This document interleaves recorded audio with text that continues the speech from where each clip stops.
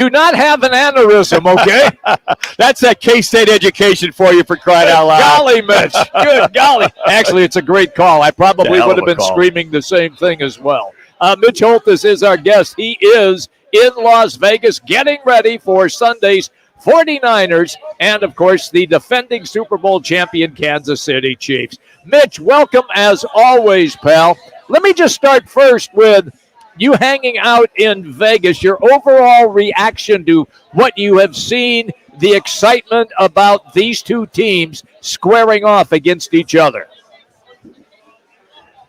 Well, there's a genuine excitement about it. And first of all, Jimmy B taking you all the way back when he covered the Drake Bulldogs. And that end of that game, the AFC Championship game in Baltimore, and there's a reason I popped that out there, because the Chiefs had to ride into the Dragon's mouth twice to win at Buffalo and at Baltimore. And this team has actually tried to silence doubters all throughout the year. But usually you help football guys, when you're in school, get through their classes.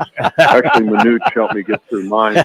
So when he said, hey, if you ever win a championship and for the fourth time in 5 years, here's what you ought to say. And that was years and years ago. So just think about how brilliant Mitch is.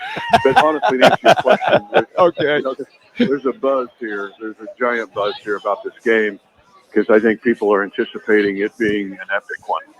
When you look at these two teams and what they do well, and so there's this should be a good one. But if the Chiefs can win it, they will make a giant statement historically to win a third Super Bowl in a span of 5 seasons. Mitch, it's interesting because it's usually the high-flying Walenda brothers of the offense that's taking you guys to the Super Bowl. This year, it's been the defense, the steady Eddies, if you will. Good football, good back end. You talked earlier in the week about, you had a very young group of defensive backs a couple years ago. But now the defense is carrying it, and the offense seems, just Mitch, watching your offense, more controlled, not going around the curve at 90 miles an hour. They're kind of geared down to 60 so they can make the back straightaway and then go from there. That's just kind of what I've observed. How has that fitted into what you've seen this year so far? And those are perfect analogies, because that's precisely right. Guys, I'm potting you down when he's talking because of the background noise, just so you know. They're like, what's wrong with Mahomes? He didn't throw for 400 yards. Well, I said, go back in time and look how Tom Brady won a Super Bowl 13-3.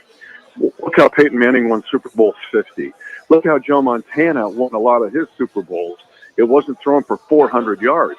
He was living off defenses and then taking the curve at 60 miles an hour. Not staying away from the ghastly turnover. And this defense has been underrated all season long, Mitch. Yeah. They have really done, from a standpoint of second half scoring, they've gone now 8 straight games where they have not allowed double-digit scoring in the second half. And that includes 2 games against Buffalo. That includes a game against Miami and a game against Baltimore. Some of the most high-powered teams in the league offensively. And yet this defense just continues to show up. They're smart and they're tough. You mentioned the young guys, primarily on defense. They set a record last year in your city where they played more rookies than any team winning a Super Bowl in NFL history. Well, those second-year guys now are a combined 43-0 in the playoffs. So they're not only smart and tough, they played in a lot of big games, and they've won those big games. And that is basically the catalyst of this defense. Mitch Holthus is our guest on the Right Toyota guest line. Okay, Mitch, I want to continue with what we're discussing here defensively. Now you're going to get a horse of a different color. You're going to be matched up against arguably the best running back in the National Football League in Christian McCaffrey. So they were so successful 2 weeks ago shutting down the running game where they ran like 6 times, the Ravens did. How do you anticipate them having similar success against McCaffrey, or do you think something else will be factored in?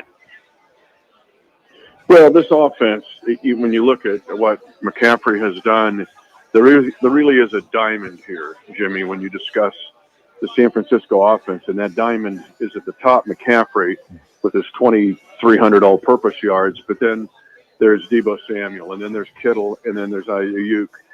Those 4 guys, it's the first team in NFL history, San Francisco, to have a running back, 2 wide receivers, and a tight end that all eclipsed over 1,000 all-purpose yards in a single season. So you have to defend McCaffrey in the realm of defending everybody else. What makes McCaffrey so good is that he's a runner who can catch. And you have Deebo Samuel, who's a catcher who can run. And that makes it really hard to defend. Now, a premium here is on tackling. And I know this sounds like 7th grade football, but the Chiefs, and again, they're underrated, so underrated defensively, but they're superb tacklers. They are superb in staying home on the backside. McCaffrey's excellent one cut. He just does it, has done it since his junior high days, where he's able to, his vision's incredible, and his ability to turn and go and explode and get big plays. The Chiefs, though, also played Miami, even though it was minus 28 wind chill. But that still was, you can still run the ball in cold weather. In fact, you have an advantage because it hurts to tackle in that weather. And the Chiefs held Mostert of Miami and Devon Achane to, they did not have a double-digit play in that whole game. The only run they had was Tua Tagovailoa scrambling for 14 yards. And then you play Buffalo, and they got James Cook, and they've got Josh Allen, who can run at the quarterback position, and the Chiefs held them down. This is a test, but these are tests that the Chiefs have had before, and they passed with flying colors. Now, I'm not trying to give bulletin board material to San Francisco, but the first thing you must do is be assignment sound. The second thing is tackle. You've got to prevent yards after catch against San Francisco. And then I'm going to give you another key, but this is a great tackling Chiefs team. 3. All will embrace tackling. All the DBs will stick their nose right in the apple butter.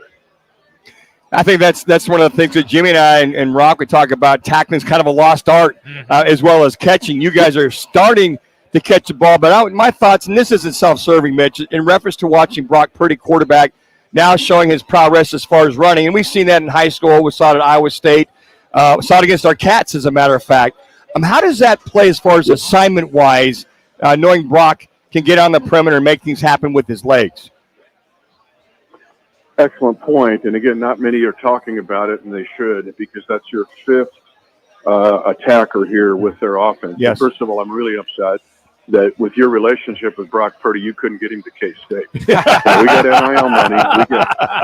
I tried, brother. And so I saw him running all over us, and I'm like, didn't Manute have him down there? What are we doing here? Yeah. But just like the most underrated part of the Chiefs offense is Mahomes' running ability. And Mahomes isn't going to be listed as a Josh Allen and not going to run, RPOs or quarterback design runs, nor is Brock Purdy. But the fact that both of them can take off in an instant, and I actually think Brock Purdy's athleticism is way underrated. And so, yes, that's a problem for the Kansas City Chiefs defense. But again, we have faced running and scrambling quarterbacks. Just look at the gauntlet of teams we played. And so we're going to have to do it again, but it is an issue, and Brock's excellent at it. Mitch, this being your 4th Super Bowl that you're calling, what does Sunday look like as a routine, rituals? Does it stay the same, something different? What does that this Sunday before kickoff look like for you? And do you sleep the night before? Yeah. Not much. The first one in Super Bowl 54, we were in Miami, and so my family had come in. My son coaches basketball in Kansas City. He 1 minute. in a red eye, and we couldn't get an extra room because of the demand. So I'm sleeping on the floor before the game. I'm staring at the ceiling fan with my family, feeling like I'm at a KOA campground, 8 years old or something.